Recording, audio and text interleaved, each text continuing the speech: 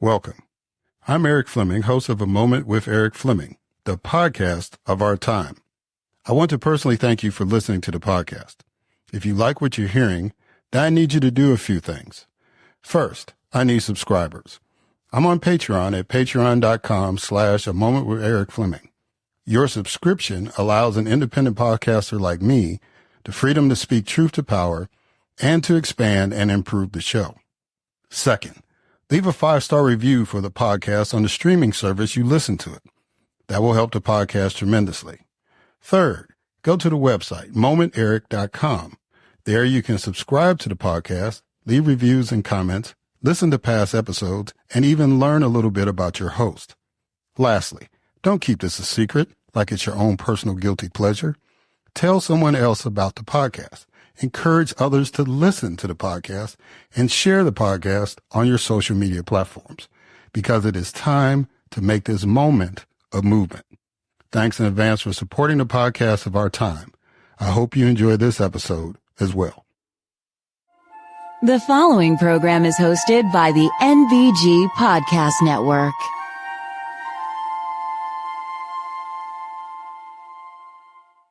Merry Christmas, Happy Hanukkah, and Happy Kwanzaa. A Moment with Erik Fleming.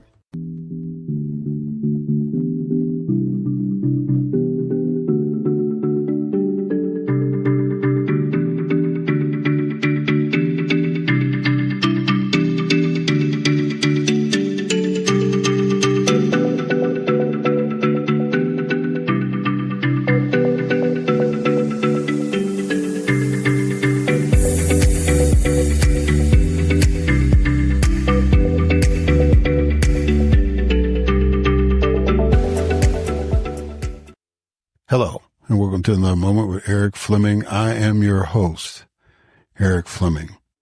This is a very, very special episode because this is the 300th episode of A Moment with Erik Fleming.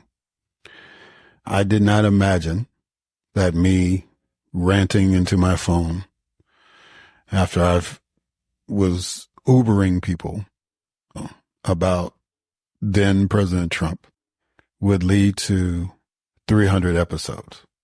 But here we are. And the main reason is you, the listening audience. I want to thank you all for supporting this podcast. The few and the proud, as they say in the Marine Corps. I want to thank y'all for the feedback, the support, the uplift, and just being the motivation to keep this thing going for as long as I've been able to do it. And I've had a lot of help along the way. I've met a whole lot of new friends and people through it. And it's given me some access to do some things that I hadn't had in a long time, especially in the political world. So yeah, this has been a great ride. And I thank you all immensely for making that happen. But this is a regular podcast as well. And so I have two amazing guests, really three, because I have a husband and wife team. The wife has been on the show before, but I get an added treat with the husband coming on. And then at least that's the plan. Cause they're in another country. So we gotta make sure everything's good. But as far as I know, that's the plan. And then I have an author of a very unique book, a graphic novel, which is really, really, very compelling. Not just the story, but the artwork itself is pretty awesome. So I'm really, really honored to have those guests. And I'm really, really honored to have you all listen in on this 300th episode. And I hope that you all enjoy it. And Lord willing, we'll put together a few more. I don't know if we'll do another 300 episodes, but we'll see what happens. We're just glad that I'm glad that the podcast has made it to this point. So anyway, as always, it's time to start off this podcast with a moment of news with Grace G.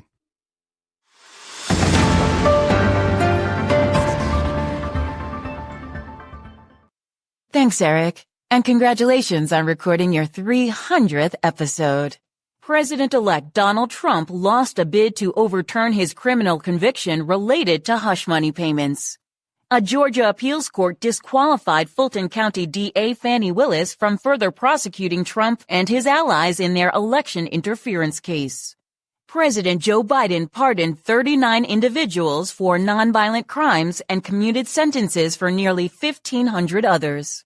The U.S. House Ethics Committee plans to release its report on former Representative Matt Gaetz soon, despite his resignation from Congress. A 15-year-old girl fatally shot a student and a teacher, wounded 6 others, and then killed herself in a Wisconsin school shooting. South Korean President Yoon Suk-yeol vowed to fight for his position after being impeached by a second vote of parliament. A federal appeals court denied TikTok's request for more time to block a law mandating ByteDance's divestment by January 19th. Former FBI informant Alexander Smirnov pled guilty to falsifying records about President Biden and admitted to tax evasion. President-elect Trump filed a lawsuit against the Des Moines Register and its former pollster for alleged election interference. ABC News agreed to pay $15 million to Trump's presidential library to settle a lawsuit over comments made by anchor George Stephanopoulos. Officials from the White House, FBI, and DHS clarified that most recent drone sightings in New Jersey and nearby states were manned aircraft, posing no national security threat. Former U.S. House Speaker Nancy Pelosi is recovering from a successful hip replacement surgery after she was hospitalized in Luxembourg following an injury. And the late Shirley Chisholm, the first African-American woman to serve in Congress, was awarded the Congressional Gold Medal. I am Grace G., and this has been A Moment of News.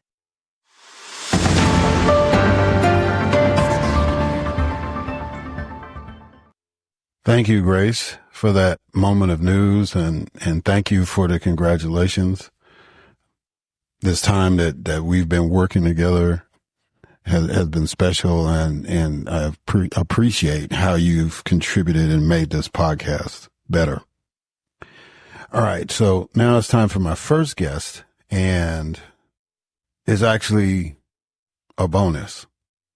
So Elizabeth Silleck La Rue has been on the program before, but this time she has asked her husband, Deevon La Rue, to come on. And so this is, from what I understand, this is going to be a treat. Hopefully Deevon will be on. He said he was going to be there. So I'm going to do the introduction as if he's going to be there too. Elizabeth Silleck La Rue, Esquire, a consultant working toward environmental conservation policy, and her husband, Deevon La Rue, a visual storyteller who focuses on inclusive outdoor recreation and social justice, emigrated from the U.S. in 2020, making their home in Mexico. In addition to helping organizations and mission-based companies make progress toward equity-centered environmental conservation, the firm counsels U.S. citizens on how to prepare and plan for immigration in a way that considers and minimizes negative impacts on their planned destinations. They focus in particular on helping people in the U.S. who feel targeted due to their identities emigrate to places where they can experience more peace, safety, and agency. For more information about conscientious immigration consulting services, please go to www.silleckconsultingservices.com/immigration support. And we will get into details about what exactly is conscientious immigration and all that during the interview. So, ladies and gentlemen, it is my distinct honor and privilege to have as guests on this podcast, Elizabeth and Deevon La Rue.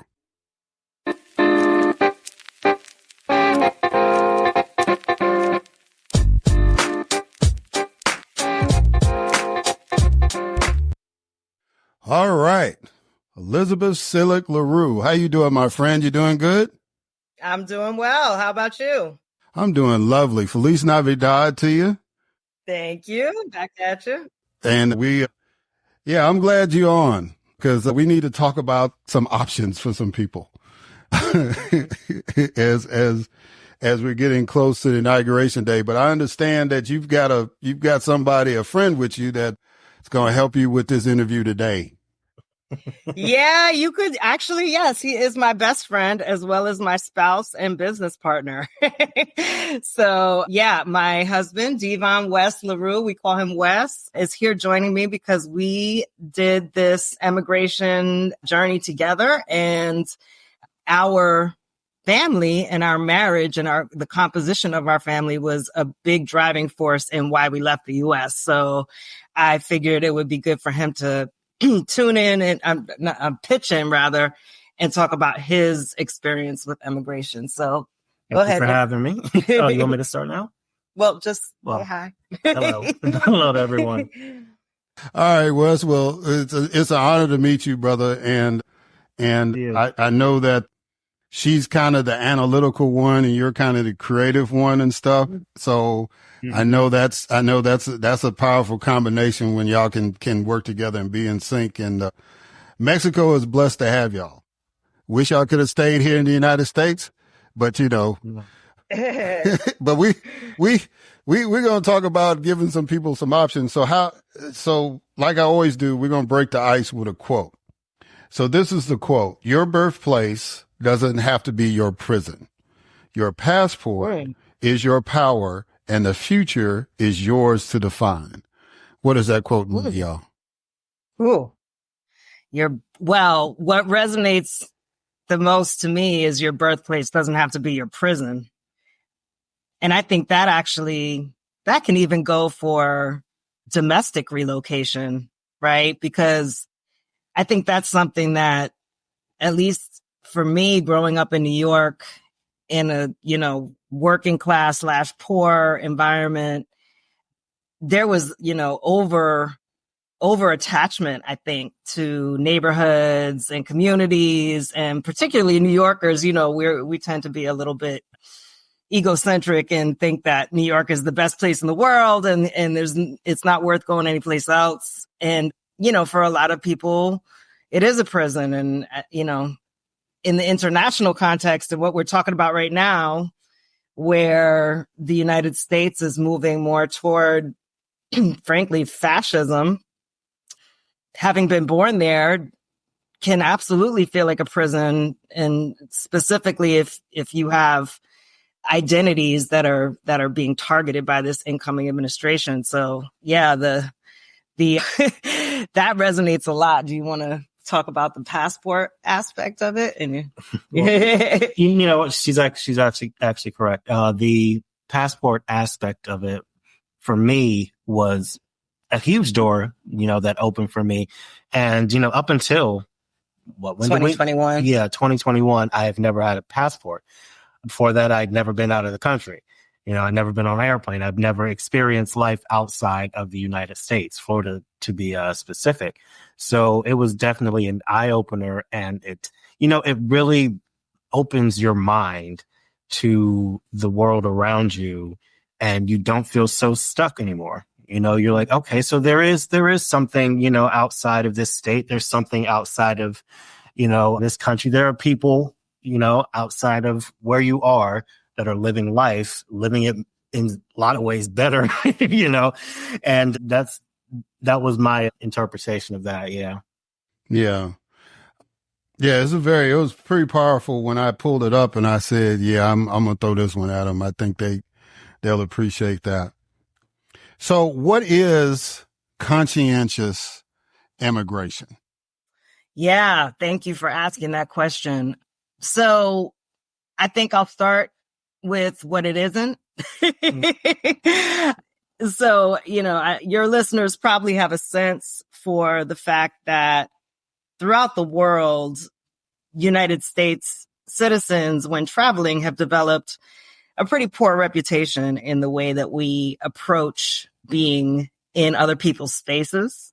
And I could say, for the most part, this is a United States thing. It's not necessarily a gender thing or a race thing or a class thing. I think overall, I think people from the United States have tended to move in ways that are just sort of oblivious to the way that they impact others, or just out and out disrespectful and hostile, or, entitled. And so part of that it relates to that. And then another part of that relates to the more systemic and harmful ways that not just people from the United States, but I think people from wealthier countries, like the global north, so to speak, tend to move into places where the cost of living is lower, oftentimes former colonies like Mexico, where we live, and sort of replicate those patterns of colonialism, whereby they might, let's say, for example, tear down some forests to build a huge home that they don't even stay in all year, where they force their own cultural expectations and needs on communities and, kind of change the character of the communities and drive the prices up. So, I like to refer to it as international gentrification. So I think when I decided that I wanted to counsel people and give them advice and give them support and help them emigrate from the United States, I only really wanted to work with people who cared about their impact and the way that they were moving in the countries that they wanted to move to, because part of the reason I think that there is actually some level of backlash and distaste for people from the United States moving into other countries or even visiting tourism, right, is that people are not moving conscientiously, and they're not, not being good guests, not being good residents, not being good citizens.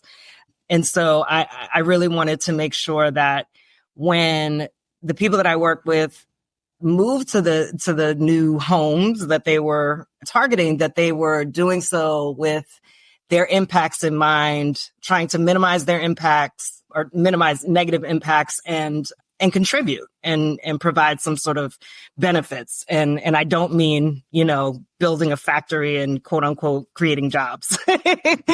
So yeah, conscientious immigration is basically what it sounds like, emigrating in a conscientious manner. Wes, did you want to add something to that, or is that good? No, that's perfect. So, in other words, you're basically telling folks when y'all go through your process, it's like, look, don't act like tourists. Get to know the community that you plan on living in, blend in instead of standing out, right? Yeah, I mean, assimilation is part of it, but also I think, frankly, there's some places that I just will not advise people to move to because they are already facing so much unwelcome change. Like, for example, Mexico City, right? We're in Mexico in the Yucatan Peninsula area in Cozumel, which is an island.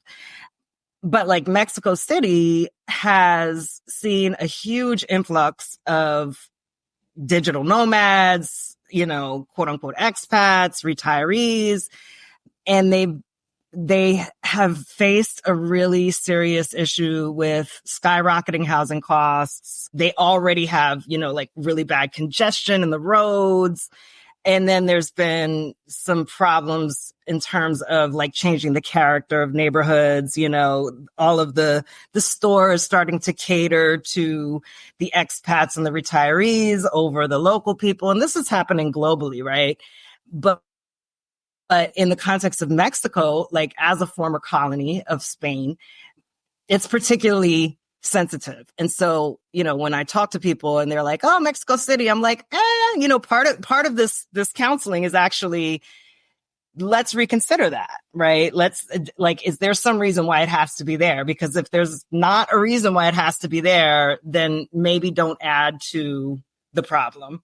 So it's not just a matter of like, when you go someplace, behave yourself. It's also think about the someplace that you're going and whether you really need to be there and whether your presence there is really appropriate at this time. Yeah, because it's interesting you said Mexico City, because I would have thought Monterey would probably be the city that would catch it the most since it's the closest. And its closest like huge city to the United States, and really, well, Ciudad Juarez, I guess, is getting very big now. But when I went, Monterey was kind of the closest big city to the United States. And I would figure that they would, because they were already kind of experiencing a little bit of that with all the strip clubs that were showing up there. That was kind of a thing. That was like their fastest growing industry when I visited. And that's been 20 years ago. So yeah. So anyway, but that's interesting that you highlight Mexico City. So let's get into what is the difference between an expatriate and an expat. You mean an immigrant and an expat, or? Yeah. So yeah, the way I was doing my research, they said there's a difference between an expat as opposed to an expatriate. Well, I think expat is short for expatriate, but that's what I was thinking too. But so let's talk about that, because when I was doing the research, it said that an expatriate, if you use the whole term, that means you fully committed, that you're in and you're not going back to the United States. You've gone all through the steps to be a citizen somewhere else. Whereas an expat is like these people you're talking about in Mexico City, that it's like they're digital nomads, or their company done sent them down there. And so I think that I think both terms have become sort of fluid and not necessarily clearly defined. And from what I understand, expatriates, to your point about like permanent, it's sort of, I'm relinquishing my relationship with my country of origin. And then there has been sort of an evolution where it only referred to people whose jobs actually sent them to go work with the understanding that they would return. And then people who, are now just, I guess you could say, global citizens, right? Who bounce around from country to country, are utilizing the term to refer to themselves. I think personally, I just steer away from that term altogether. Like, unless you really are somebody who is sent by your company to go work for some discrete amount of time in another country, knowing you're coming back. Like, I think that's probably the most legitimate characterization of expat. But when I'm talking about people who are wanting to leave the United States, and that's the only people that I really work with. I'm not working with people that want to leave other countries, but wanting to leave the United States and don't know whether they're going to come back or not, but are thinking more in terms of permanent relocation.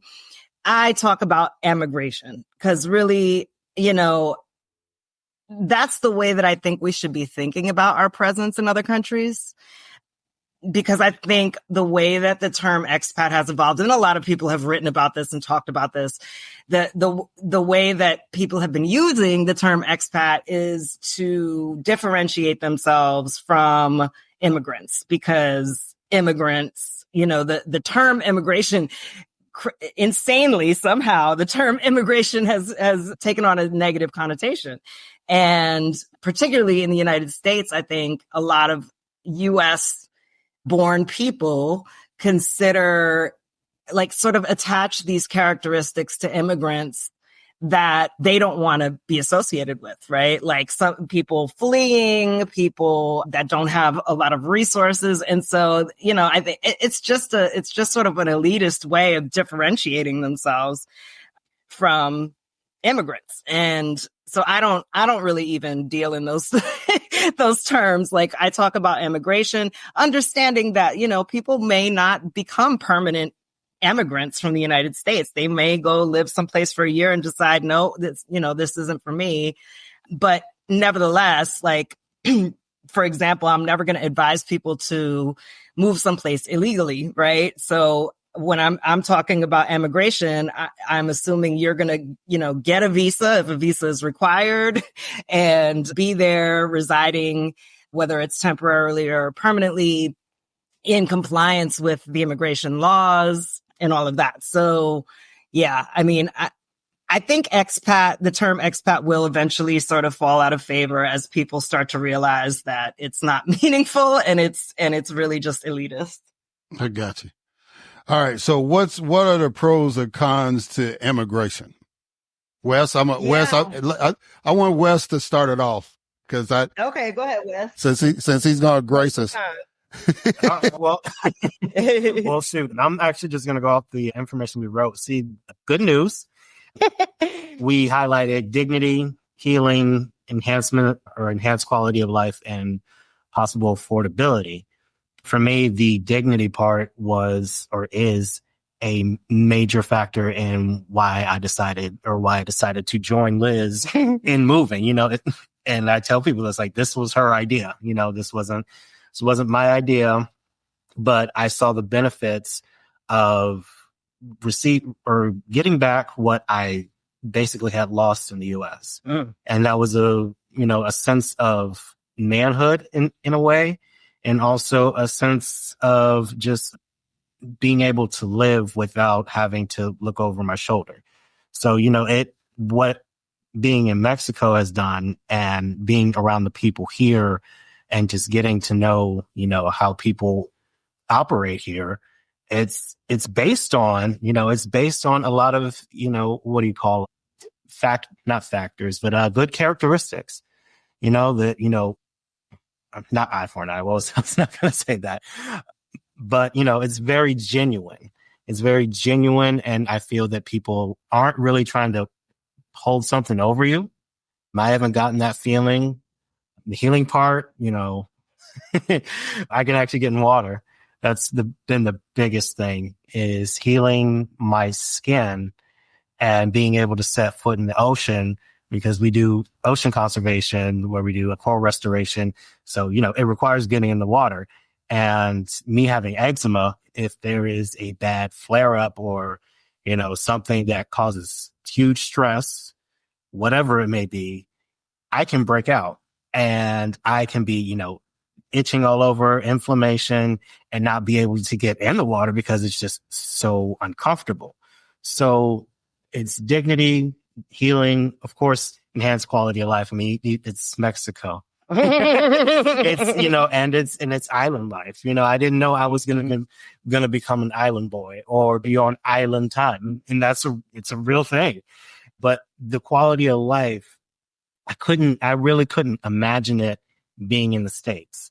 How it is now to what Florida was like, or, originally I'm from Virginia, but what Florida was like in the grand scheme of things for me was more, it felt like jail, it felt like, it reminds me of the quote that you said earlier. It was like a jail, like a prison, and, not seeing a way out on my own.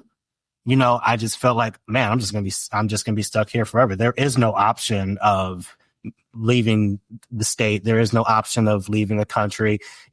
One of the prerequisites, which goes in the bad news, is for getting your passport is not having child support arrears, which I had. I had $13,000 of child support arrears that I couldn't pay for. To get your passport. Just to get my passport. Yeah. That doesn't include, getting visas and, filling out all the paperwork, heading to consulates, doing apostilles and all those things, just the passport.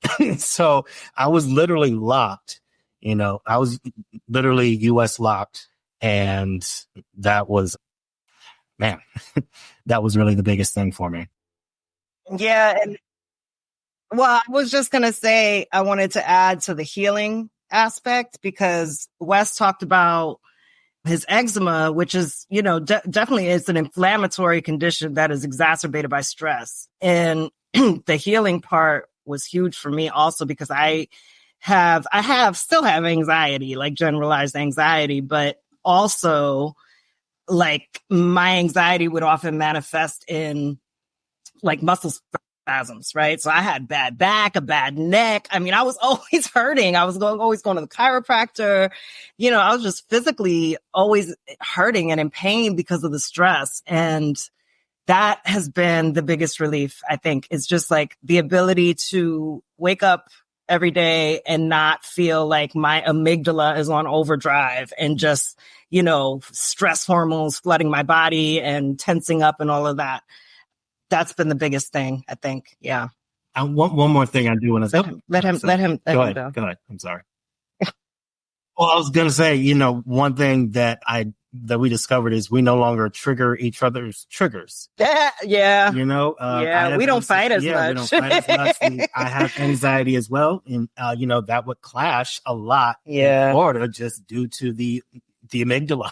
That's true. Our relationship has gotten a lot more harmonious and less contentious. Yeah, for sure. Yeah. Well, that makes the argument, because I was going to ask, why did y'all feel that you needed to leave?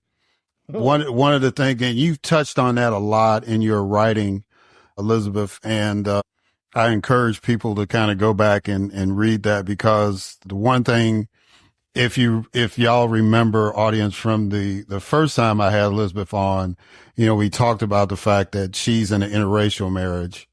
And one of the pieces that drew my attention was why I'm explaining, why you had to explain that you were a white woman. I was like, what is this? Let me read this. So that I said, why does she need to explain it? So I get that. And I want the audience to kind of, read into why, a lot of the struggles that you and Wes went through when y'all first got married. And I'm glad that this experience has brought y'all closer together. Yeah. Maybe I should have left the country too, but that's a whole nother story in another show. So anyway, it will save your marriage. So, let's get into, I was going to get into some technical stuff, but let me get into some basic conversation. So a lot of people are talking about this subject because of the election, right?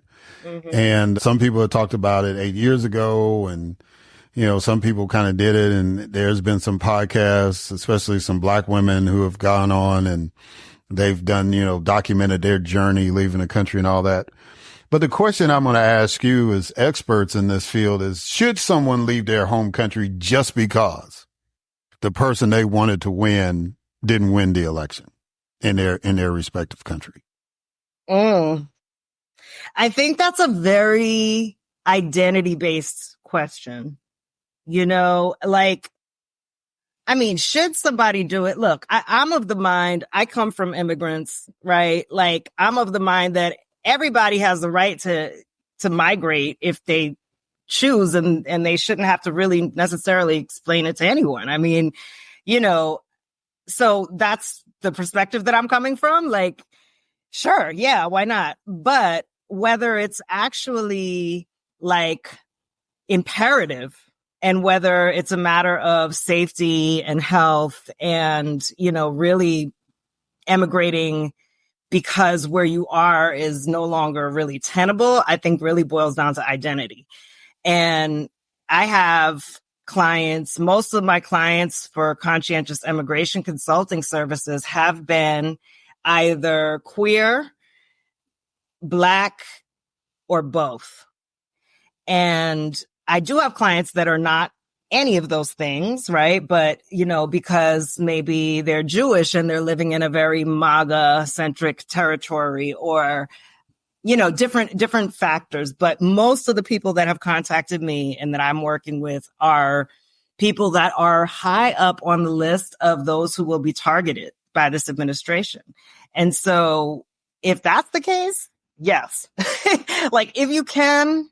And people have different opinions and perspectives on this, but I think that if you have the means to do it and, you're really suffering from the fear and the anxiety and eventually, let's be honest, like, we know that there are going to be people who will be persecuted. And if you know that you're somebody that falls into that category and you can leave, I think you should. But, the thing is, it's everybody's individual calculus. And when people come to me and ask me to help them determine where to go, whether to go, when to go, how to go, the answer might be for some people, well, you know what, like, you're not well situated to actually leave the country. Maybe they don't have money. Maybe their health conditions will be prohibitive. Maybe they just, are the type of people that need a lot of community around them, and they're not going to have that. And it might be more stress than the situation they're in now. It's going to vary by individual and individual family, really. There's no one general answer. Do you want to add to that? No, he doesn't want to answer. Well, I'm just saying, and I'm glad you stressed one of the things about health, because in y'all's case, it was health beneficial. And it'll be prohibitive for some people to do that because it's based on what they are, dealing with. Does that country provide the kind of health care that would take care of them if they do want to go? So that's an important thing. And then the other thing is money, because it's not a cheap process to do that. So I just, folks just getting the wild hair and say, I'm leaving. It's like, it's not like getting on a Greyhound and going to, it's something real that you're going to do it. Yeah. And it's unfortunate because I think that the United States, and this is part of the problem with U.S. exceptionalism, right? Like, people think that they're welcome all over the world, or they think that they don't have to meet requirements, or they don't that there aren't restrictions on people from the US going to emigrate into different countries. And that is so not true. I mean, even countries that have very, very low, quote unquote, low bars compared to others, they're still going to want to see most likely a criminal background check. They're still going to want to see that you have something to live on. And what that something is going to vary from country to country, and even within countries from visa to visa. But nobody's just saying, come on in and we don't care who you are or what you have. Like, it doesn't work that way. But it is accessible, if you do have means to accumulate money, and you can do it in a way that fits the visa requirements of, the particular country that you're targeting. But yeah, I mean, I wrote recently about how there's so many clickbaity articles out there, right? About 5 countries you can move to right now. Like, no, you can't. You can go visit, but you can't move there. And like, even in Mexico, I mean, the house that we're renting right now, we had to show that we had our residency cards, right? That we were legally here. We had to show that we had to give references. Like, it's not necessarily this free for all where you can do whatever you want. So, yeah. Yeah. So, and that gets back, because we had talked about Mexico City being a big thing. Why do you think, according to the data, the Mexico is the most popular country for Americans to leave and go to? Why do you think Mexico is the place? Is it because of convenience or what? I think it's a combination of history, right? It's been the most popular place for a long time. And so you have established, quote unquote, expat communities for those types of people that just want to go and be around other Americans. Like, there's a lot of those communities here already. Cost of living is dramatically lower than the US, and it's also dramatically lower than some places in the region. So, for example, we just visited Belize for a conference, and I was kind of shocked at how expensive everything was compared to Mexico. So cost of living is one. Obviously, convenience, right? You can physically drive your car there, which we did. So, just that sort of accessibility. And then the thresholds for residency used to be low, how much money you have to be earning on a consistent basis, or assets that you have in the bank used to be pretty low. It has increased significantly in the last 2 years, probably partially because of these issues, right? They're trying to not accept as many people. And then the other thing is you have a lot of illegal United States immigrants. So you have people from the US that illegally migrate to Mexico. And that is something like border hopping that they, used to allow, and I think that they'll be cracking down on more and more. But basically people just going into, going on a tourist visa, getting a 6-month approval for a tourist visa, living here, jumping the border back to the US for like a week and then coming back. That was a very common practice. I don't know if it really still is, but I don't recommend it. But yeah, I think all of those factors combined. Also, although it's a Spanish speaking country, there are a lot of places where English is widely spoken in Mexico. So I think that attracts people as well. Yeah. And Monterrey, there was a lot of German settlers. That's why Carta Blanca got started there, and you go there, there's a lot of bakeries and all that kind of stuff. So, it's like and that's the other piece too, is that you have to understand the history of the place where you want to go. So you can kind of find, for lack of a better word, find your tribe, right? That, in a community that'll be easy for you to kind of settle in, as opposed to just saying, oh, I'm gone, and just spinning the wheel. It's like, yeah, I'm going there. You know what I'm saying? Yeah. Yes, absolutely. So early in the 20th century, Marcus Garvey became a major person of influence because of his crusade for African Americans to expatriate, to leave. Do you think it is a viable option for Americans of color to consider leaving America? And Wes, I'll let you start off on that one, and then Liz, you can finish up. Mm-hmm. Yeah. I would have, like a decade ago, I would have said no, because I would have still considered the U.S. home, and knowing that my options were limited, this is where I'm going to be. But now, I basically, since I've had the opportunity through Liz to be able to move and be able to be in a different surrounding, I would encourage, all Black people to at least, for one, visit another place, visit another country, be able to experience something outside of white supremacy and in the forms that it is in the United States, and just, be able to just see what's out there, and that's one thing that I could never wrap my head around was, just seeing what was out there. I felt like United States was home. This is where, this is where I'm from. There was no reason to change it. There was no reason to leave, but, I would encourage people or I would encourage Blacks to, yes, at least, find out what's out there. I've seen people moving to Thailand. I've seen Blacks moving to Japan. I've seen Blacks moving to Mexico, of course, here. So, the world is huge. Our story didn't start in the United States. Mm-hmm. So let's go back to Africa, let's go see what home was like before, all that happened, Mm-hmm. Mm-hmm. Yeah. Well, Liz, you wanted to say something? Go ahead. Well, I just wanted to say, you asked whether it was viable, right? And so that's a different question.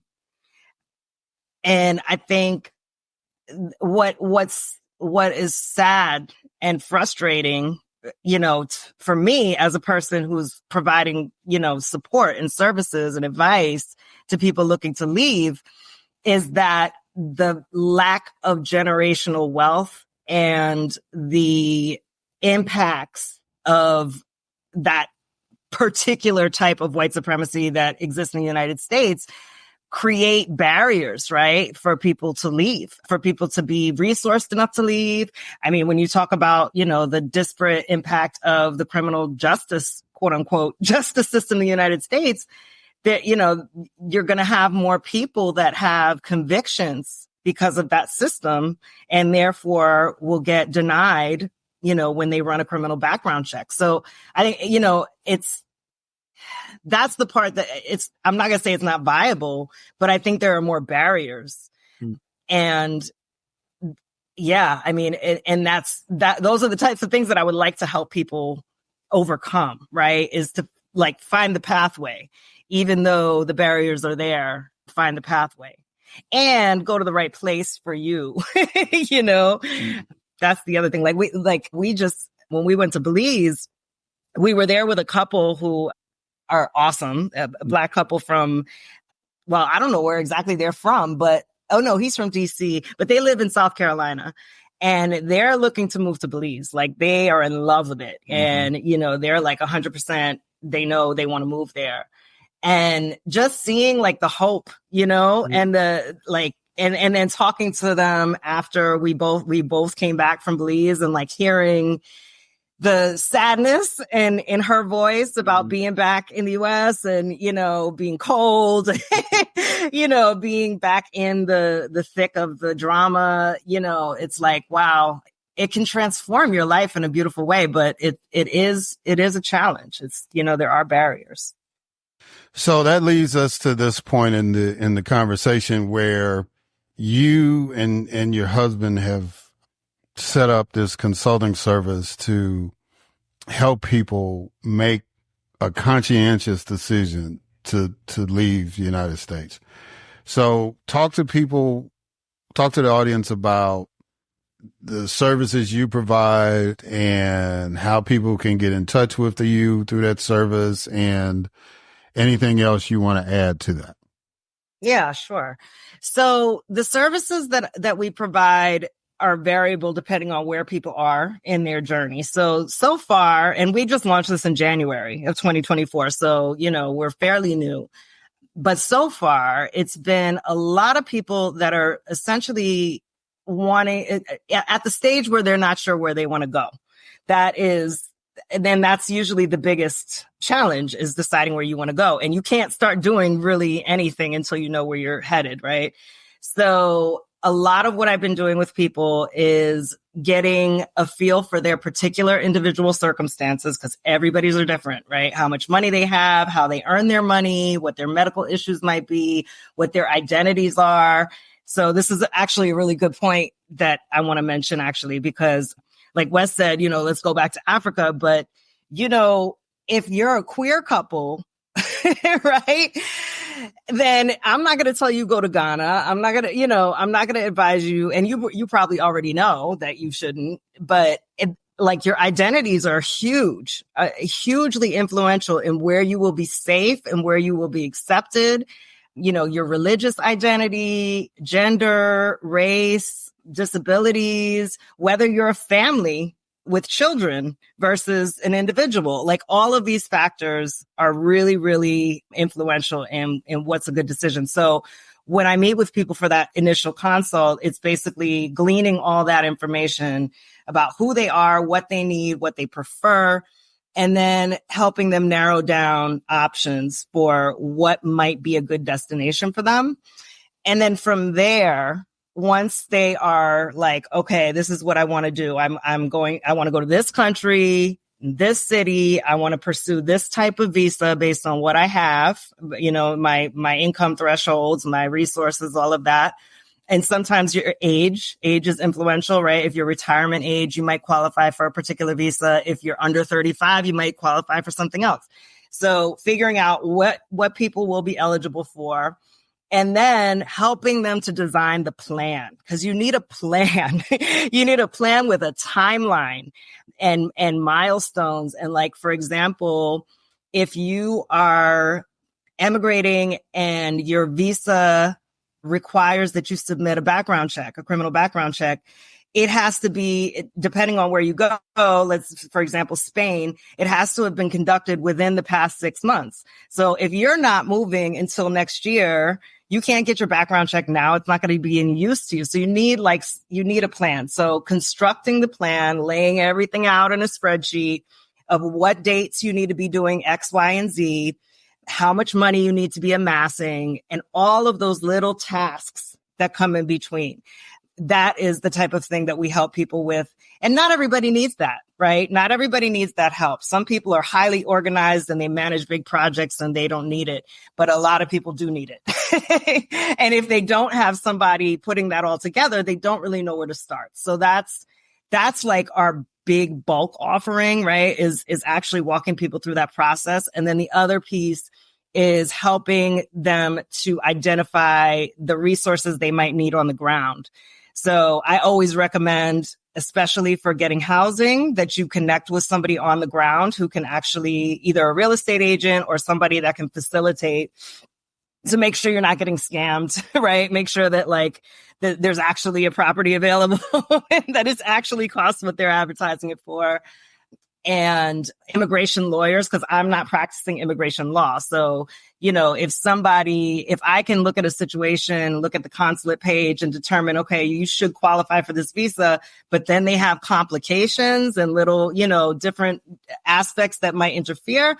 Okay, well, then you're going to need an immigration lawyer to do this for you. So liaising and that sort of thing, because a lot of people are trying to do this while they're working a full-time job. Right?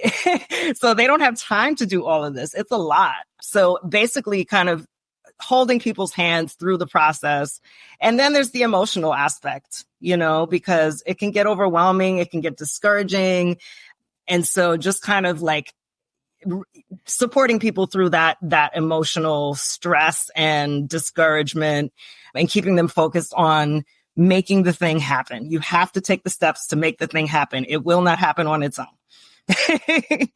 And they can find us on our website. So the website is www.silleckconsultingservices.com. I'm on LinkedIn. I'm on YouTube. I'm on all the social media platforms. Yeah, they can find us. They can definitely find Blue Sky. Just sign up on Blue Sky. But the website is the best place to start. And you can go ahead and like click there's a screening form that just asks very basic information and fill it out. And then, you know, I'll reach out to organize a meeting and all of that. But yeah, basically we're taking people from this vague idea of, I want to get out of the US to, you know, a more targeted idea, which is I want to move to X country by this date, you know, leveraging this visa pathway, and then taking that from idea to execution. Yeah, and that's very, very important. Wes, do you want to add anything to that, or were we good? The only thing I wanted to add is part of our conscientious immigration process has been, since we got to the island, is volunteering. Mm-hmm. So we devote our time, you know, to coral restoration with a local program, CMAC. And, you know, we've been able to give video, of the coral restoration that we do on a pretty much a weekly basis and put it on YouTube. So we have a YouTube channel, you know, for the coral restoration. It's Waves and Wi-Fi. They can find us there. We're trying to deliver videos weekly, but that is part of what we thought conscientious would be, is volunteering our time in the space that we're at and being able to give back. Mm-hmm. Yes. Thank you for that. I forgot about that. Yeah. And that's important, because regardless of where y'all decide to live, you know, if you decide you're going to be like me and stick it out in the United States, and, you know, or you're going to seek out people like Elizabeth and Wes and get the information you need to move. The bottom line is you need to be a good citizen regardless of where you live. And I'm glad that part of your service is stressing that point. And if I ever decide, guys, that I am going to surrender the fight and take the W.B. Du Bois Road and head on somewhere else, you will definitely be the first ones I call. Elizabeth, Silleck, La Rue, and Deevon, Wes, La Rue. I greatly appreciate y'all coming on and sharing that. And keep up the good work. And again, enjoy your holidays, enjoy your time. And I know 2025 is going to be a prosperous year for you. And I wish you much success in all that. Thank you so much, Eric. Thank you for having us. And we will be happy to work with you if that time comes for you.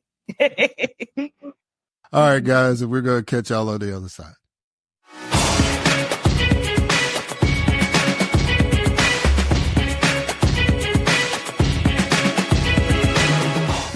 This is Dr. Tracy Pearson, host of What We Don't Know with Dr. Tracy and Sirius XM Progress's contributor to Tell Me Everything with John Fugelsang. Congratulations, Eric, on your 300th episode.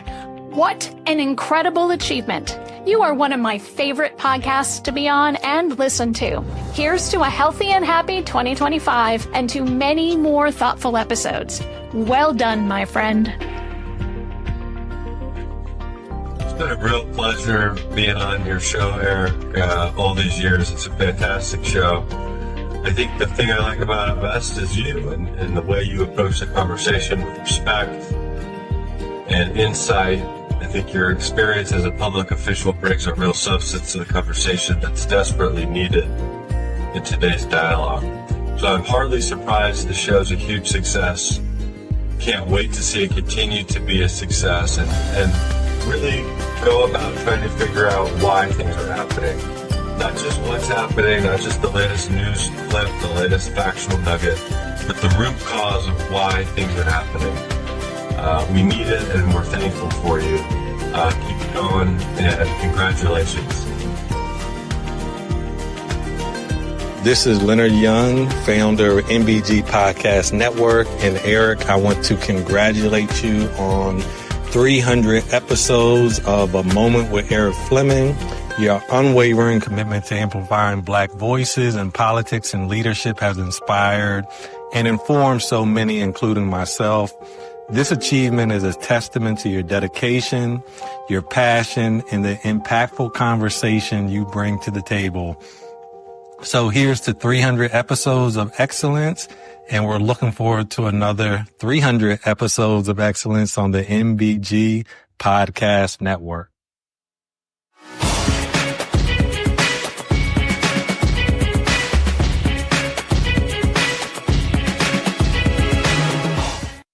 All right, and we are back. And so now it is time for my next guest, Eric Drooker.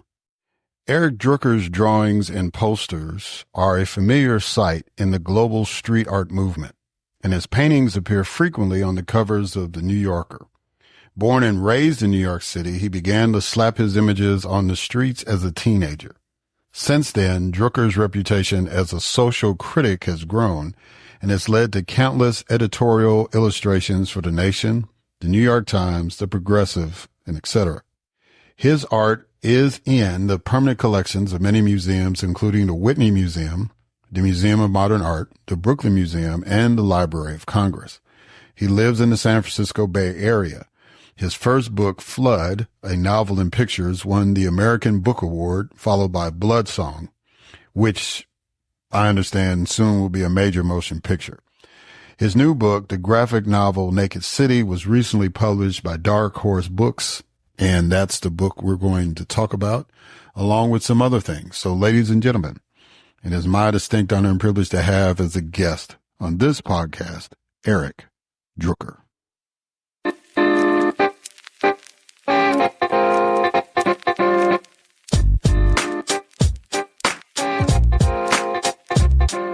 All right. Eric Drooker. How you doing, sir? You doing good? Yeah, I'm doing good, Eric. Well, yeah, it is kind of cool to always talk to another Eric. And I greatly appreciate you taking the time to come on the podcast. And I'm really kind of honored because you are one of those undercover celebrities, right? Because a lot of people know your art, but they don't necessarily know you. Just for example, how many New Yorker covers have you done? Oh, it's been several dozen over the years, especially in recent years. I guess it's been 3 or 4 dozen now. I just had number 41, I think, just hit the newsstand last week. Okay. The guy coming out of the subway station who looks like Santa Claus. Yeah. That was the number 41. So whatever, you do the math.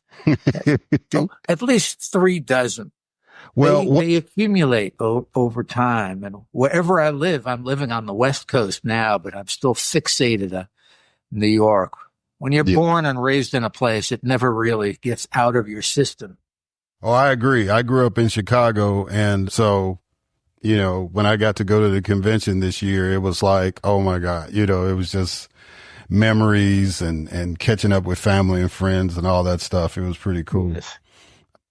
one of the covers, of course, the cover I like the most is the one I'm probably getting the title wrong, but it's called The Fight, where you have the elephant and the donkey in the middle of the boxing ring and stuff and all that. I mean, just the way it's depicted, it looks like a drawing, like a Leonard Neiman kind of theme of a boxing match like back in the day. So I really appreciated that one. Let's get into, now you just wrote a new book called Naked City. Why did you choose that title, Naked City? Well, I had a different working title while I was doing it. I was calling it Street Song because it's about a street singer who performs on the street and down on subway platforms. And I was, at the last minute, I was thinking, well, Naked City, I just like the sound of it. It's really, you could interpret it in so many ways. And although it was used for a movie in the 1940s, a film noir, a crime film, I'm almost goofing on that because this book is kind of literally dealing with nakedness in all its forms. The protagonist is a young woman who's having a hard time paying her rent. So she gets a job posing as a model for this painter who, paints her in the nude. So there's nakedness there, but it's also this nakedness of in the sense of expose. The whole city is exposed, all the economic workings behind it, and how everyone is having a hard time surviving, and how we see each one of the characters is naked in a different chapter. Even the painter himself winds up naked. So it's really an exploration of nakedness. What does that really mean? And is there a difference between nudity and, the state of being naked? Well, it's kind of a theme of vulnerability. So I did something a little different. Normally I don't jump into the interview. I kind of do the icebreaker, but I wanted to wait a little bit and get started talking about the book because the quote that I pulled comes from the book. And your quote is, "A moment passes in the blink of an eye, and before you know it, we're nobody." What does that quote mean to you? Well, how fleeting it all is and how transient one's whole lifetime is. But even within the day, even if you're working on something, some activity, or even this little conversation we're having, we're kind of getting into it, gradually getting into the meat of it. And then before we know it, somehow it's all gone. It was in the future, then now it's in the present. And before we know it, it's in the past. And how, at least my experience, the way my life has been going, I'm constantly amazed by it. I never really get used to it, even though I know intellectually that things are always changing and we're passing through it and things are always evolving and we're growing and we're all mortal, right? It's all temporary. We're alive for a few years. So that's one of the themes of Naked City, is just getting into that, the passage of time. And as you said, just vulnerability, nakedness just being another word for being vulnerable, and being vulnerable to the passage of time and death. That's what it is to be mortal, right? That's what mortality is. The paradox is that if we were able to just live on and on for century after century, I don't know if anything would have much meaning. We would be taking it all for granted. I think the very fact that it's so brief and so finite is what makes everything seem so urgent and precious. Yeah. That the key word, like I said, when I thought about naked after reading the book, was vulnerability. I think it's very important for us to acknowledge that. And a lot of times, part of our struggle, whether it's dealing with art, whether it's dealing with politics, just life in general, is accepting the fact that we are vulnerable and we do a lot of things to try to protect that. Which leads me to, why did you choose, of the three characters, why was Isabel's character more compelling to tell the story through? Of those three central characters, why did I make Isabel the protagonist, the main one? Yeah, she has more page time than anyone else. Well, that's a good question. And of course, it was a bit risky for me just as a man to be telling the story really through the eyes of a woman. And the woman is narrating the story. It's all, much of it is written in the first person. I suppose that just for that reason alone, because it was challenging, because I'm not a woman. I mean, and I've already done books where the character, the hero, was a man who looked a bit like me. I think it was the challenge, and I feel like I'm not completely out of my element. After all, I've known many women in my life, and we're not really. We have more in common than we are different. And maybe just the theme of vulnerability. Women are more vulnerable in this culture for all kinds of reasons.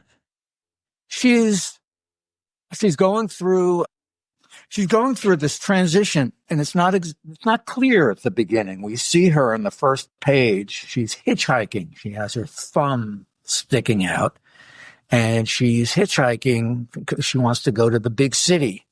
But she seems to be in a big rush, and we're not clear exactly why. What is she running away from? She looks awfully young. And why is she hitchhiking? Anyway, why isn't she taking a Greyhound bus or something? And some of these things are revealed at the end of that chapter, but it's because, again, vulnerability. She's frightened. She feels like they're coming after her. The authorities are coming after her, or the walls are closing in.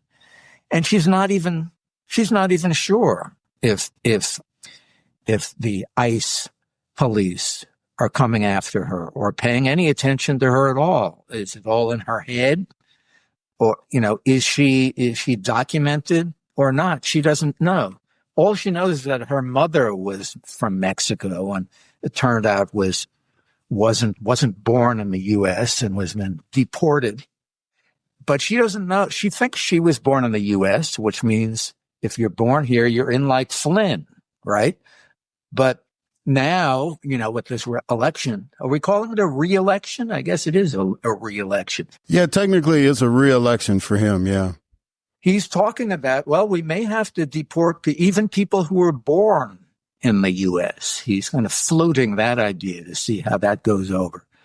So a lot of these things that I suspected while I was working on it are now becoming more and more concrete and more urgent. Because I was working on it during 45, during the first term, and then all through Biden, all through the pandemic years allowed me to really just stay in the studio and socially isolate myself and get a lot of work done. But a lot of the themes, political themes that were going on in the culture, I made a point of, weaving right into the story. And one of them is that very thing of immigration and what does it mean to be legal or illegal? What if you're undocumented? What exactly does that mean? Ultimately, I think the purpose is just to make people feel vulnerable so that they won't complain. Won't complain to the boss and demand to get paid a minimum wage. I mean, I think it comes down to something as mundane as that. If you're illegal, then you could be deported at any moment. You're in no position of organizing a union or even talking to any of your fellow workers. You have to keep a low profile. And that's why there have always been, millions of illegals in this country picking all the food that we eat, harvesting the crops and all of that going back through history.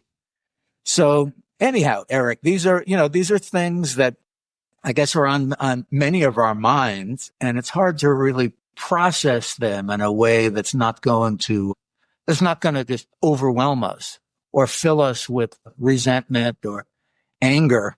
And I guess if you're an artist, any kind of artist, whether you're a writer or a poet or a songwriter, it gives you a way of, transforming some of these emotions or, half-baked ideas, transforming them into the form of a story or a melody so that you could more effectively communicate with people who might not want to just hear you complaining about shit, but they like hearing you, tell a funny joke or sing a pretty song or paint a pretty picture. And that's what I think that's what the function of art is, in my opinion. Not the only, there are many other functions, of course. But when I look back through art history, through the centuries, I see that so much of the most powerful art really deals with the issues of the day, the political and, social contradictions of the time that the artist was living in, whether it was, in the 15th century, the 12th century, or the 1950s, the 1960s when James Baldwin was writing. Some of it was fiction, some of it was nonfiction. But even when it was fiction, he was talking very much about what was going on, outside of his, outside the doorway of his room where he was holed up with his typewriter and trying to make sense of it all. Yeah. So, and I agree that art plays an important part in the political discussion because, I grew up in an era, it was like a major point when James Brown made a song, I'm Black and I'm Proud, right? One of my favorite comics is the X-Men, and they were winning award after award. It was like a 2-year saga, which does no justice trying to make it a 2-hour movie, but the rise of the Phoenix and the whole concept of the X-Men was dealing with the racial tension that in America, or even now to say the issue about immigration. It's like, how are we treating people who are different than us or different than the quote unquote norm? And yeah. And so, and so a lot of us, that read that comic and all that shaped our opinions about how we view other people. So I really agree with you that art plays a major role, which kind of leads to is it possible in this climate, not necessarily in this century, but in this climate that we're in politically, is it possible for an artist to survive? And if so, what should they do to make sure that survival happens? Yeah, that's the question that each one of the characters in the book asks. Is it possible to survive as an artist in the 21st century? And, that raises so many other questions, like what do we mean by surviving? I mean, just, and, surviving as an artist. Does that mean, making a living, expecting people to pay us money for doing our art? Is that all we're talking about?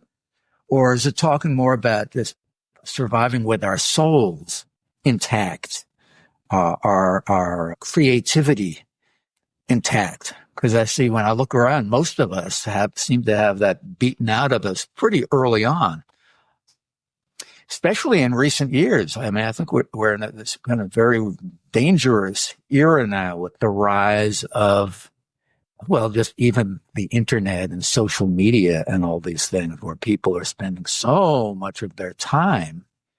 And yes, it's interactive. I suppose it's more interactive than television was, but it's all working on a certain format. You're still in Zuckerberg's format or, the format of one of these tech giants that I think is really kind of limits our imagination or our sense of possibilities. We're all like working.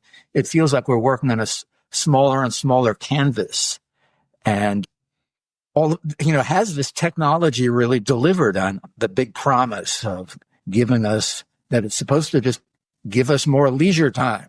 This was the whole promise in the first place of the Industrial Revolution 200 years ago. All of this machinery and technology was going to be doing some of the heavy lifting for us so that we would then be free, liberated to do all of the other things, the humanities, or the things that, as individuals, we thought was more important. And, has it delivered on that? I guess in some ways you could say it has. It's certainly a mixed sword, double-edged sword, a mixed blessing. But in so many ways now, it's looking like it's really hemming us in, and we were maybe better off without all of these electronic gadgets and everything following us around. Yeah. And I guess, in my mind, the one thing that comes up is AI and the fact that, I have coworkers that, can create images now where they've never really been artists. I used to be able to draw, and I say used to because I knew I was pretty decent because that whatever that little art school that they would have, like the turtle or the pirate, and they tell you to draw it. And I was able to draw pretty good. I actually got a couple of pretty good reviews, but I never enrolled in the school, right? But AI now is making more people feel like they're artists, as far as that's concerned, or even whether it's drawing or music or whatever. Mm-hmm. How does somebody that, has done this not only for pleasure and aesthetics, but for a living, what are you afraid? Are you concerned? What is the feeling that you have about AI in your world? Oh, this artificial intelligence. Yes. I mean, again, this is a quintessential example, right? Where it's bringing up multiple emotions, including, definitely including fear and vulnerability, but also possibility. And some of it we're going to have to wait and see. It's probably going to have some very unexpected effects. The thing that kills me is that just in the last year or two, there's been so much hype about it. One way, one direction or another. There's just all this buzz and hype about AI, artificial intelligence.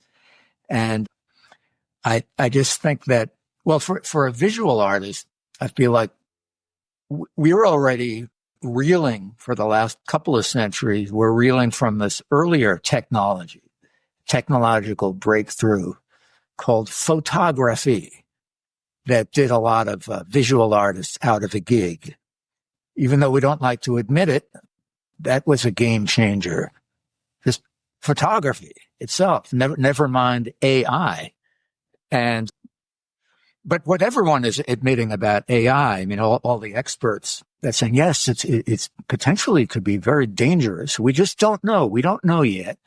But what they all agree upon is that it's definitely going to put millions of people out of work very soon. That's the consensus. Just like any other earlier forms of technology where they invent, machines that replace your job, whatever it is. So I think that's the one thing I think we could be certain about it's just another iteration of that technology coming along and putting a lot of people out of work.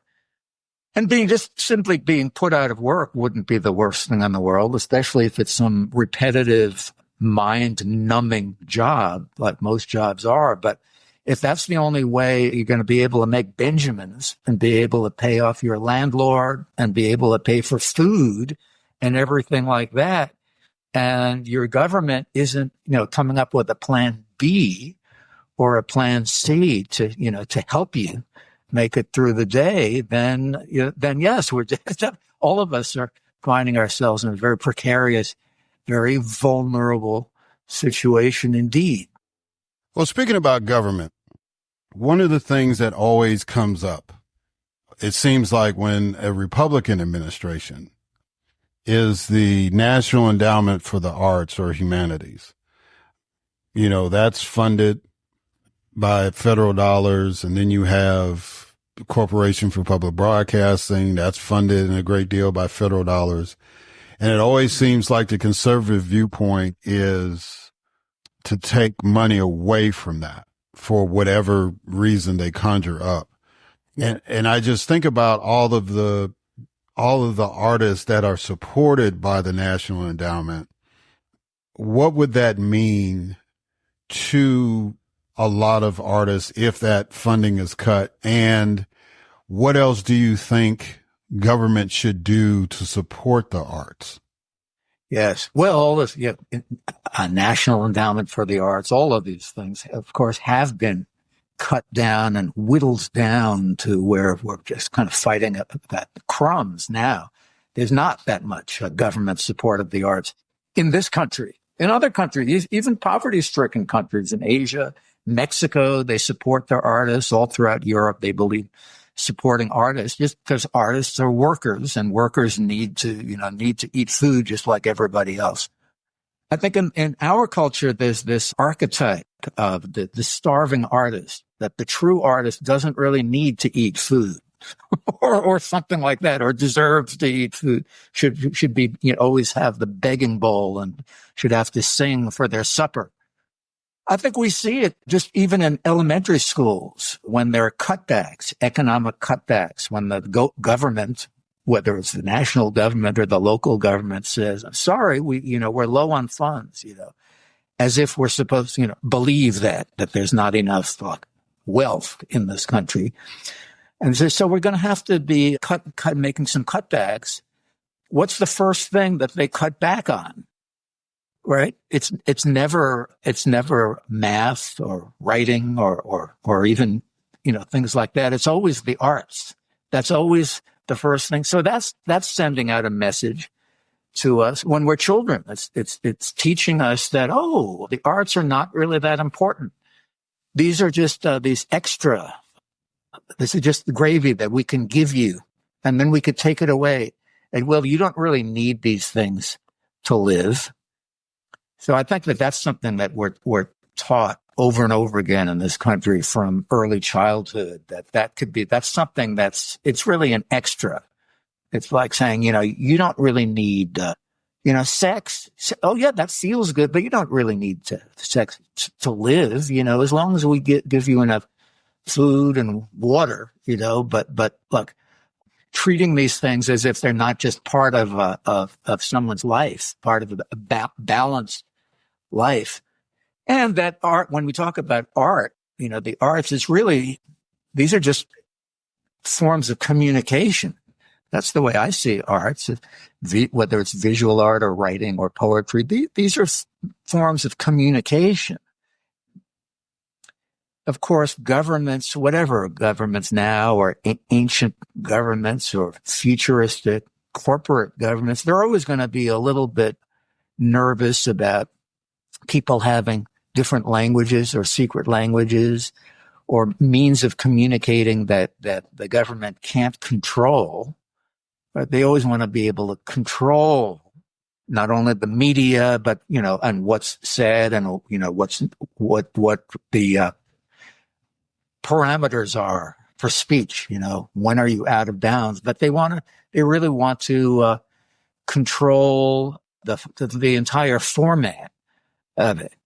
And the arts, these are just kind of very unpredictable formats, means of communication. That's really grassroots. I mean, people are always reinventing these art forms. Famously, they're usually reinvented from people on the bottom, people who don't really have any luxuries or anything like that. I mean, where did hip hop came from the Bronx?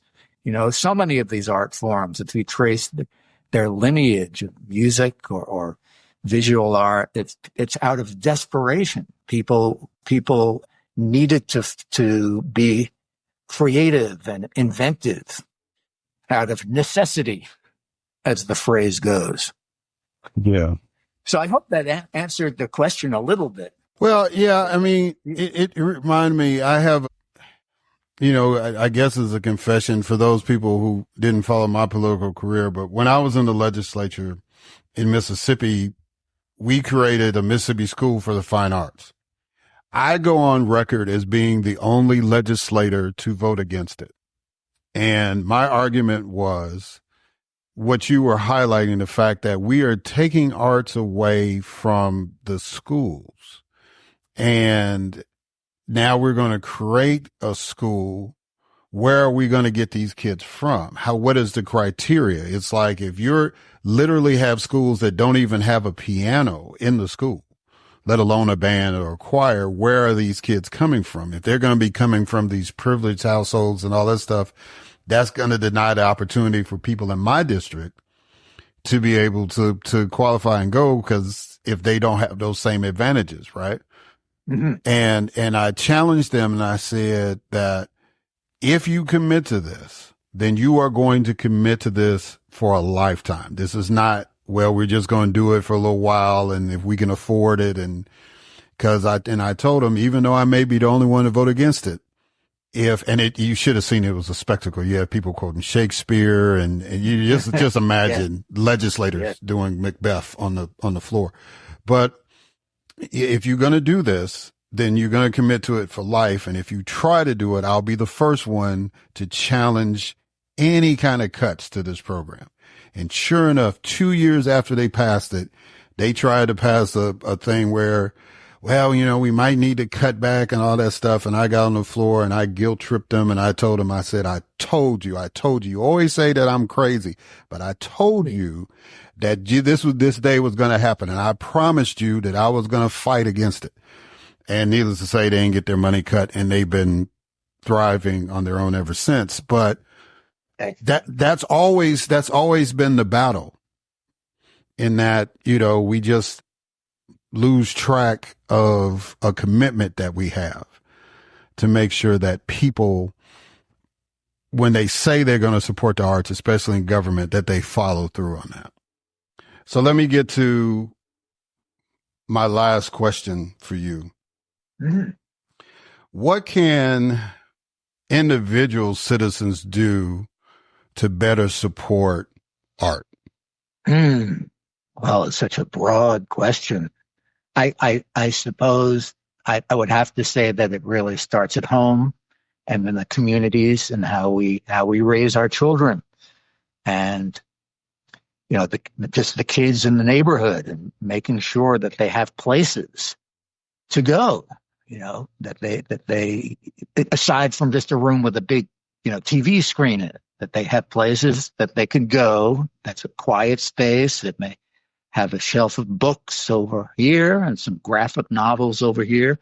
And oh, look, there's some art supplies, crayons and markers and pads of paper provided over here. And then against this wall there's a piano permanently in the room. There's a piano over here. Things like that. I think it's really as basic as that. The tools, just like you're providing tools for anything else, art supplies, and then time and space to go along with it from earliest childhood, from starting at the age of 2 or 3. I mean, I feel fortunate in that regard that I was encouraged early on, that my elders, that is my mom from the Bronx, always made sure that I had some art supplies lying around. And and when I would do something, she would encourage me to go, that's look at that. That's rather abstract. I can't really tell what the hell's going on in that picture, but I like it. Let's see another one. Let's see like that. The encouragement of the arts and the music, and again, all of the arts from childhood, just within a family structure, and then within a community, and yes, within schools, within the classroom, there should be a special art room, a special music room. If there's not, then there's something wrong with this picture. So where can people get Naked City, and how can people get it, and how can people reach out to you? The new graphic novel, if you like comics, if you like, and if you see the New Yorker magazine and you like my covers, this is like a New Yorker cover come to life. And it's long. It's not just a comic book. It's 336 pages. It's a long form story. It's published by Dark Horse, which does lots of other graphic novels and things I'm sure people have seen. But it's available wherever books are sold. If they don't have it in your local bookstore, you just ask for it. Naked City, a graphic novel. They could order it. If you want to get a signed copy, you just get it right through my website. In fact, that's a good place to look. On my website, drooker.com, I have a sneak preview of the book, Naked City. There's the first bunch of pages. You could just see what it looks like, what the art looks like, and the word balloons sound like. And there's lots of, hundreds of examples of my work. A lot of it will be quite familiar to the listeners because they've, been seeing it over the years. Some of it just in the mainstream culture. But as you said at the beginning of this interview, Eric, I think people are familiar with my work from just unexpected places, CD covers, street posters, and things like that. They'll recognize the artwork and recognize the style, even if they don't recognize the name. Well, so the name, Drooker, that's it, DROOKER.com. And you could get it all through there, or just from, whatever bookstore that you may still have in your neighborhood. Yeah. And that's a whole nother topic for another day. So Eric Drooker. Are there any bookstores left? That's right. Eric, I greatly appreciate you taking the time to come on again.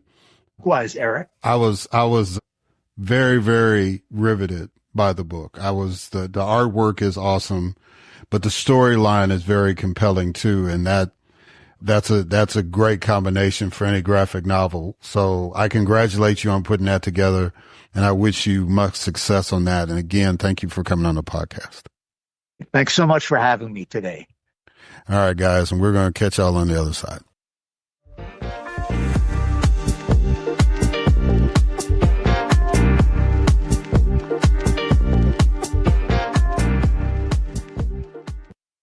All right, and we are back. So I want to thank Elizabeth Silleck La Rue and her husband, Deevon West La Rue.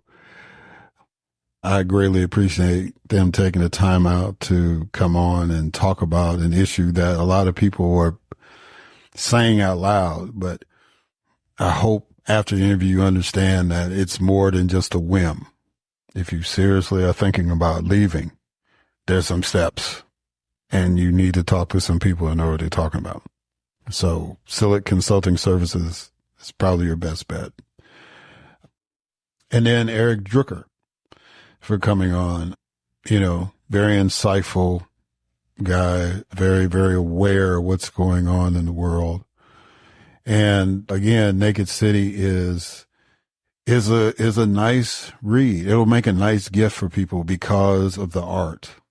The story is, again, compelling, but the artwork is incredible. And I just like graphic novels. I do.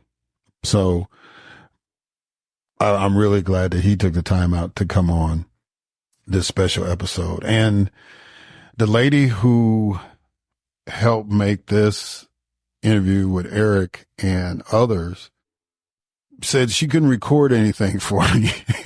She said she was a little unsavvy when it came to trying to record a message, but she wrote something, and I definitely want to read it. And her name is Lissa Warren. She's probably one of the, I have about 3 publicists that I work with to get their clients on. Tiana Magnon, was like my first one. Nanda Disu. And Nanda, if I'm messing your name up, just hit me up. But Nanda Dishu, I've had a number of, they were like my first 2, but Lissa has been an incredible godsend to me as far as guests are concerned. And so she wanted, even though she couldn't record anything, she definitely wanted this message to be read. It says, "Congratulations, Eric, on your 300th show. Thank you for having on so many of my author clients over the past year. You've covered books on everything from the January 6th insurgents, mass incarceration, and the climate crisis to the importance of rural voters, the Greensboro Race Massacre, and what it's like to be Muslim today. I feel like there isn't an important topic that you can't handle. You don't shy away from anything, and your interviews are always insightful, conversational, and comfortable, even when the topics aren't. In short, you're the best. Keep at it. Thank you, Lissa, for that. And again, thank you for your help as well as my other publicist friends. And I also want to thank A.O. Sakai. Dr. Sakai has her own publishing company, and I've had a number of her authors come on the show too, Universal Right Publications. And so, I encourage y'all to support her as well and the authors in her stable. It is the only, well, I don't know if it's the only, but it is kind of like unique in that it's a Black publishing company for academic writers. Basically all y'all smart folks that got the PhDs and did all this incredible research throughout the years and stuff, created curriculums and all this fascinating thing. She is the publishing house for a lot of those authors. So those ladies, just those four alone, have created an incredible stable of guests to make it look like I know what I'm doing.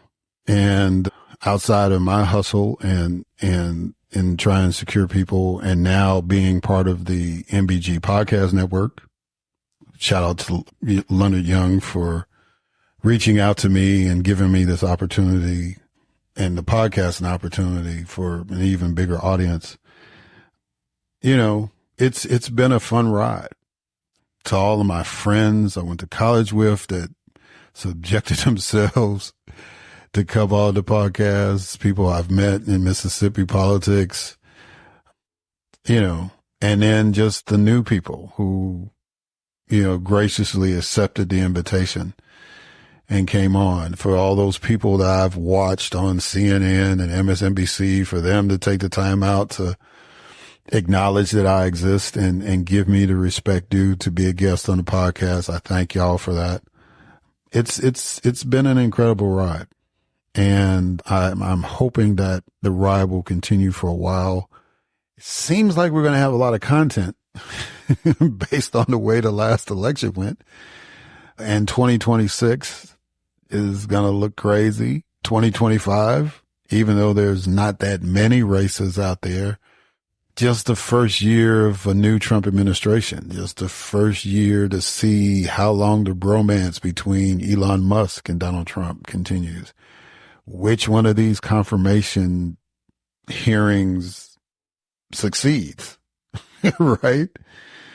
Heck, we don't even know if we're going to have a government next week, or as the podcast is coming on. If people go get their checks for Christmas, hopefully they will. Hopefully by the time this airs, they've grown up and come up with a settlement, but there's going to be a lot to talk about. And, so we're going to be that voice of reason. We're going to give people the opportunity to express themselves on whichever side of the coin they fall on. And we're going to still do our best to have challenging guests, that may not be in the mainstream as far as what most people look at in the political world. But again, they're doing the work, or they're writing about topics and issues that elected officials should be discussing.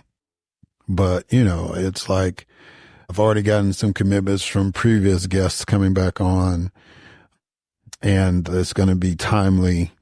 And I'm sure Lissa is going to give me some more clients, as well as Tiana and Nanda. So this is, again, it's going to be a fun ride. Oh, Andrea McKinnon. Can't forget her. And I always want to lift up Tamina Watson. I've been trying to get Attorney Watson to come back on. I don't know how her schedule is. I expect that she's going to be busy because she's an immigration attorney, but I always want to uplift her because she was the first guest ever. And then I want to thank Black Podcast Association, Black Podcasting Awards. All those organizations have done a lot to help me get to this point too. And, this is not a retirement thing, but it's a milestone. And when you reach a milestone, you should acknowledge it, right? And you should acknowledge the people that helps you get there. You know, my old college roommate who encouraged me to do the podcast, you know, who probably would sound better than me doing it, but you know, he's always provided feedback for me. Thank you, Frat. Thank you, Vince, for doing that. You know, and my brothers, Alpha Phi Omega, I gotta throw a shout out to them, brothers of the rising sun. They're, despite all of the challenges we've had, always have been encouraging, not just to me, but to each other. And yeah, so this is an important moment. And I am glad that I have been able to share this part of the journey with you all. To my Chicago fam, the Lindblom folks, my family, I have at least a couple of cousins that are really, really devout listeners. God bless you. And yeah, it's been cool. You know, it's like, even though some of the issues we talk about and some of the stuff that we're dealing with is not cool, just the fact that we live in a day and a time where people like me can have a platform to talk about it, to flesh it out, and maybe come up with something a little more rational than what our quote unquote elected leaders are doing. So, you know, we're going to keep rocking and rolling. This has been, and again, Grace, what a godsend she's been. Thank you for your professionalism and the way that you just handle business. You know, it seems like for y'all it's just a 2-minute segment, but there's a lot of work that she puts into it. And I'm not the only person she works with. So the fact that she's been loyal and very supportive means a lot. So anyway, I just want to remind you all that we're going to keep doing this and we're going to keep fighting the good fight. And everybody knows, or most people that follow this know, my political bent and my political philosophy on things. And that regardless of political affiliation and all that, I'm always going to look out for the uplift of Black people first. And when I say Black people, I mean the whole diaspora. I'm not trying to parse whether you're from Detroit or whether you're from Accra or from Kingston. You know, Black folks worldwide need to be uplifted, even with a whole continent of Black folks. If you read some of the stuff I read on Reuters and the BBC and all that stuff, it's not a crystal stare for those brothers and sisters over there either. And it's just the reality of the world. But our job is to uplift Black folks. My crusade is to uplift Black folks. And so this podcast is an extension of that crusade. And I appreciate y'all joining me on that. But I say all that to say that for those people who don't agree with what I say, you are always welcome to come on. You are always welcome to voice your opinion, and you'll be given a fair shot to express it. I always have the discretion to tear apart the argument or whatever, but not during your time. I believe in being polite. I believe in being fair. My advantage is I can record a whole segment anytime I want to challenge what you say. But I want to give you the opportunity to say it. So don't be afraid, because there's been some folks I've reached out to and they've kind of like did the hem and haw and whatever. Don't be afraid to come on. Because if I've reached out to you, it's because you've made a statement somewhere publicly that caught my attention. And I want you to come on the show and talk about it to the audience that I have. And you'll get 30 minutes. So, you know, give or take, usually a little more. So, you know, the invite is out there for anyone. But I really, like I said, I'm not really trying to get all the high profile people. I'm trying to get the folks that are doing the work to get people in positions to understand there's some issues out there and there's some real people out there trying to do real work and they need some real help. Right? So anyway, that's my celebratory rant for today. again, thank you all. 300 episodes is a milestone, and I am honored and humbled that we've gotten that far. All right. Thank y'all for listening. Until next time.